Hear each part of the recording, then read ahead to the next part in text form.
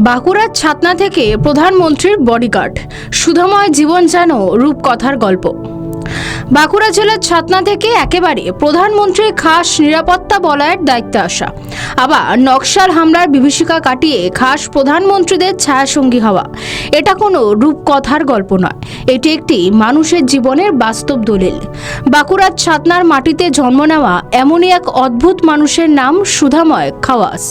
দীর্ঘ 24 বছর দেশের সেবা করার পর গত 31শে ডিসেম্বর 2023-এ স্বেচ্ছায় অবসর নিয়েছেন তিনি। কিন্তু আজও ছাতনায় তার বীরত্ব ও অসম সাহসিকতার গল্প মানুষের মুখে মুখে ফেরে।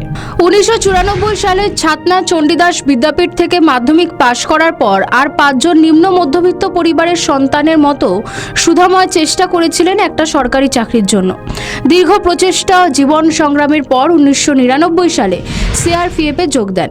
সিআরপিএফে যোগ দেওয়ার পর অসম, ছত্তিশগড় এবং নাগাল্যান্ডে একের পর এক কঠিন এলাকায় দায়িত্ব সামলেছেন সুধাময় বাবু। পরিস্থিতি বা পড়াশোনার সাপোর্ট সেরকম না থাকার জন্য মাধ্যমিক পাস করার পরেই যেমন সাধারণত সবার মনে এটাই থাকে যে কোনো একটা চাকরি পেলে একটা চাকরি পাওয়ার আকাঙ্ক্ষা যে থাকে, সেটা আমার মধ্যে ছিল। কন্টিনিউয়াস প্র্যাকটিস করার পরে আমি যে সমস্ত এই প্যারামিলিটারির যে সমস্ত ফিজিক্যাল টেস্ট বা এই সমস্ত যেগুলো করা দরকার আমি কমপ্লিট করেছিলাম। অবশেষে 1999-এ সিআরপিএফে আমি জয়েন করি। আধা সামরিক বাহিনীতে তার সার্ভিস রেকর্ড ছিল অত্যন্ত ভালো, ফলে তাকে বেছে নেয় দেশের সবচেয়ে এলিট নিরাপত্তা বাহিনী স্পেশাল প্রোটেকশন গ্রুপ বা এসপিজি। ফলস্বরূপ নকশাল আন্দোলন দমনের লড়াই থেকে তিনি সরাসরি অবতীর্ণ হন ভারতের প্রধানমন্ত্রীদের জীবন বাঁচানোর সংগ্রামে।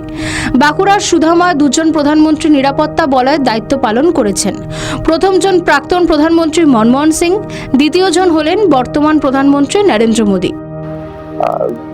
দেখার পরে আমাকে ডেপুটেশনে সিলেক্ট করে স্পেশাল প্রোটেকশন গ্রুপ, যেটা প্রাইম মিনিস্টার সিকিউরিটিতে।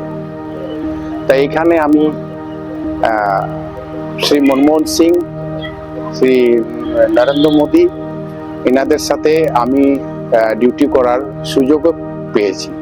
আর প্রায় 10 বছর এসপিজিতে কাজ করার পর সুধাময় খাওয়াস নিয়ম মেনে ফিরে আসেন সিআরপিএফে, কিন্তু সেখানে যোগ দিয়ে তার দায়িত্ব পড়ে একটি ভয়ানক অভিযানে। 2017 সালের 24শে এপ্রিল নকশাল দমনে সেই অভিযান যেমন একদিকে ছিল রোমহর্ষক, অন্যদিকে ছিল জীবনকে বাজি রেখে নকশাল দমনের এক দুর্ধর্ষ অভিজ্ঞতা। ছত্তিশগড়ে পোস্টিং দেওয়ার পরে একটা ঘটনা আমি বলি, যেটা নক্সালাইট অ্যাটাক হয়েছিল 2017 24 এপ্রিল। সেকেন্ড লার্জেস্ট অ্যাটাক যে নক্সালাইট আমাদের উপর করেছিল, আমাদের 25 জন শহীদ হয়েছিল। দিনটা ছিল 24 এপ্রিল, প্রচন্ড গরম, আর ওই গ্রীষ্মের দাবদাহে আমাদের 2টো কোম্পানি ডিপ্লয়মেন্ট হতো রোড কনস্ট্রাকশনের সিকিউরিটির জন্য। তো ডে টাইমে মোটামুটি 1:45টার সময় নক্সালি স্ট্রেংথ যে 350 নক্সালি 2 সাইডে আমাদের ট্রুপসের উপর অ্যাটাক করে আচমকা, যার ফলে এইখানে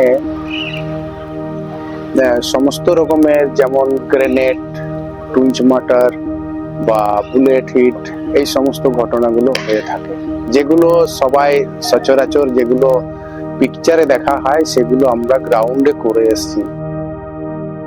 এক বৈচিত্র্যময় জীবনের সাক্ষী নিয়ে সিআরপিএফ থেকে স্বেচ্ছা অবসর নেন সুধাময়। এখন একটি বেসরকারি নিরাপত্তা সংস্থার উচ্চ পদে আসীন। ওই কর্পোরেট সংস্থায় তিনি আজও ভিভিআইপির প্রোটেকশনের দায়িত্বে থাকেন। একসময় ক্ষমতার কেন্দ্রবিন্দুতে ছিলেন সুধাময় বাবু, প্রধানমন্ত্রীদের খুব কাছ থেকে দেখেছেন, মিশেছেন, তবুও তার পায়ের মাটি সরেনি। আজও বাঁকুড়ার ছাতনাকে তিনি ভোলেননি। নিজের শিকড়ের টানে ফিরে এসেছেন ছাতনা চণ্ডীদাস বিদ্যাপীঠে।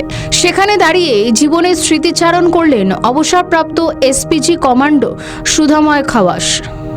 আমাদের ভিডিও ভালো লাগলে লাইক ও শেয়ার করুন, কমেন্ট সেকশনে আপনাদের মতামত জানান।